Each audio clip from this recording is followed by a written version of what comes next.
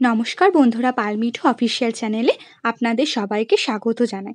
আজকে সম্পূর্ণ একটা নতুন রেসিপি আপনাদের সাথে শেয়ার করতে চলে এসেছি। রেসিপিটি হলো মুসুর ডাল দিয়ে কুমড়ো পাতার পাতুরি।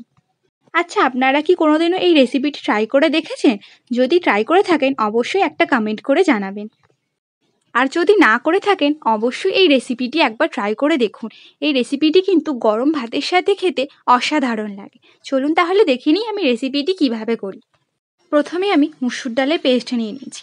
তারপর আমি ওর মধ্যে একে একে নুন, কাঁচা লঙ্কা কুচি, পেঁয়াজ কুচি আর সর্ষের তেল দিয়ে ভালো করে পেস্টটাকে মেখে নেব।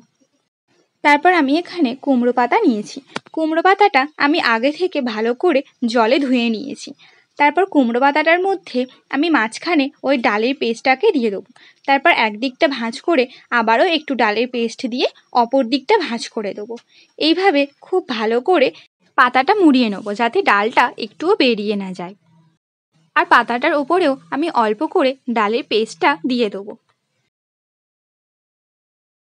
দেখুন, এইভাবেই আমার সবকটা পাতা রেডি করা হয়ে গেছে। এরপর আমি একটা কড়াই নিয়ে নেবো।